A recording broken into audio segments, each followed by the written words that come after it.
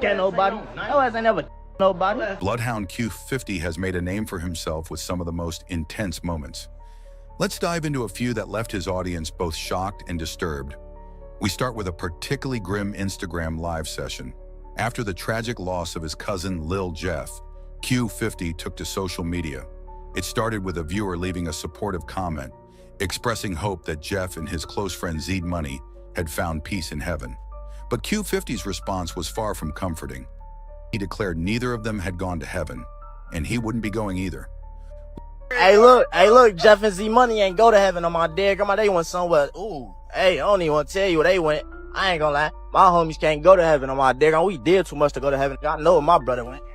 I know where my brother at. My brother, he 50 miles away. He 50 miles. He 50,000 miles away from heaven on my dead grandma. We don't go to heaven. I still love God, but we don't go to heaven, folks. I know where I'm going. The reactions were mixed, with some urging him to change his ways, while others simply praised his honesty.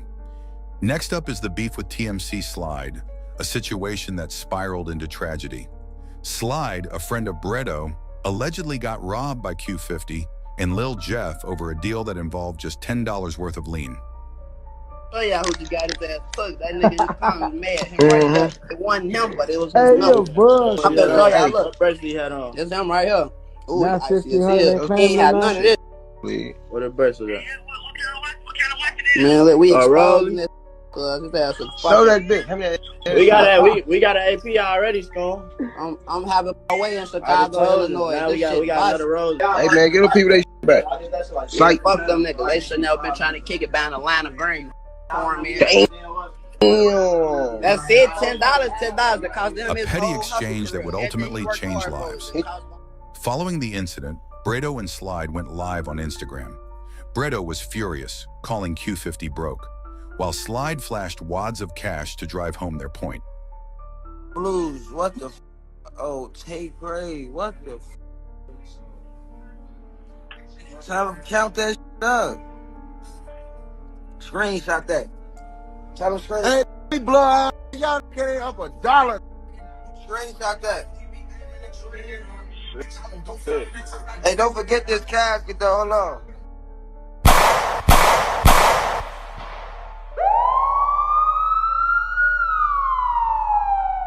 Just 3 days later, TMC Slide was shot multiple times, leaving Q50 and Jeff to broadcast chilling comments about the situation. But before we dive into that, let me remind you, everything in this video is based on publicly available sources, so take it with a grain of salt. And don't forget to hit that subscribe button if you're enjoying the content. Back to the story. Q50 wasted no time trolling Slide on Instagram, posting cryptic messages that many considered self-incriminating. He casually asked if anyone had heard from Slide, then told his followers to stop playing on his page because Slide was dead. Jeff chimed in too, urging Slide's family to pull the plug on life support and even mocking the idea that having money could make anyone bulletproof. Q50's trolling didn't end there. In a bizarre moment, he encountered a man wearing a Tupac shirt at a gas station and somehow made the conversation about Slide. He compared Slide's situation to the conspiracy theories about Tupac still being alive, drawing unsettling parallels. It's raw as hell, folks. Hey, you know, he look like this from TMC, folks. Who?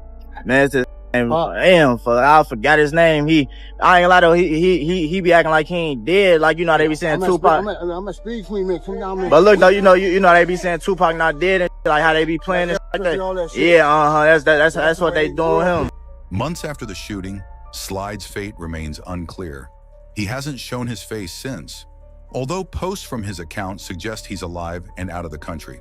However, things didn't end well for another rapper, 800 TJ, who dissed Lil Jeff multiple times after his death.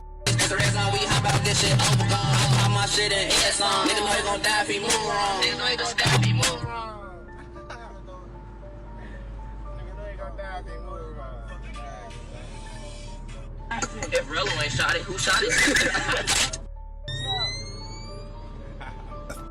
TJ was shot and killed, and Q50 wasted no time celebrating on social media, declaring he was smoking TJ. Me like heaven up. Fuck Lil TJ and Munchie G. I was out saying we The cycle of violence, it seemed, was never ending. Q50's brash attitude carried over into interviews as well. When he was questioned about his cousin, JB bin Laden, being labeled a snitch, he lashed out at the interviewer, telling him to shut up and defending JB by saying no one dared play with him because they knew the consequences. And people like from the city and all that, when they brought up somebody, JB bin Laden, they brought up some, said he was like snitching or something. Y'all took really offense and treated everybody. Any paperwork on that?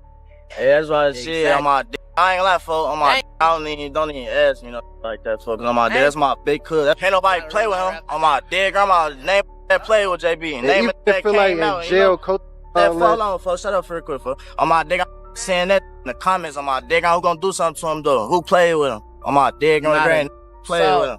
And he out here rapping around the town, spinning block and still clapping down. On my dick, he acting. Tensions didn't stop there. When rapper Bookie.G repeatedly asked Q50's friend Vert for a feature, Vert refused and Bookie took it personally. Bookie.G went on Instagram Live, calling for beef, claiming Vert was looking for an excuse to start a feud. Q50 jumped in, mocking Bookie and dissing his dead friends, accusing Bookie.G of clout chasing for a feature. Shit. Y'all dead homies. Y'all wanna do it, let's do it. Come on, man. Hey, folks. Bad drug, folks. I seen you big folks for a feature. Y'all chasing that shit so bad. I'm my dead grandma. He don't even want to do that shit. Chase that shit so bad. He posted a snippet of Vert part. Then his part lame ass on. Goofy. He doing all that little yelling and eyes getting big and shit. Can't nobody. No ass ain't never nobody. It's clear that for Q50, his life seems to revolve around beef and retaliation. In his mind, there's no redemption, just an endless cycle of violence. One of the most disturbing events in his story involves the death of Jalil, a 17-year-old member of Trap City who was brutally killed in a rideshare car. He was shot 7 times in the face and neck while sitting in the backseat of a Lyft. Q50 once again took to Instagram, posting an image of a Disney movie titled The Last Uber Ride, with a caption claiming he needed to take his non-existent son to see it, a clear reference to Jalil's death. The car Jalil was in had an Uber sticker, despite being a Lyft, giving Q50 reason enough to make the twisted joke.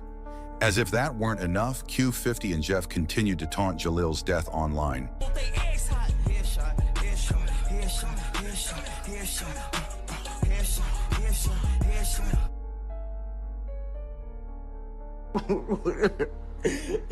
Folks say, that hurt his shit. He said, oh, that hurt my shit. In one of Q50's songs, he brags about surviving a shooting and later retaliating by killing someone involved. In another, Splash Bros, he makes a veiled reference to Jalil's death. Drake, they hurt, they Lil up. And in Make It Far, he mocks the person who sent Jalil the fatal ride. Got messed up blowing with Nike text. Whoever sent that boy that lift, asked him, did he make it back? Sarcastically asking if they had checked whether Jalil made it back alive. This tragic event marks just one more chapter in the long, dark story of Q50's life. With the loss of his cousin Jeff and his growing fame in the rap scene, his audience is learning more about his personal life. While we've seen this kind of story play out before, one can only hope that Q50 will take a different path, realizing the opportunities ahead of him before it's too late.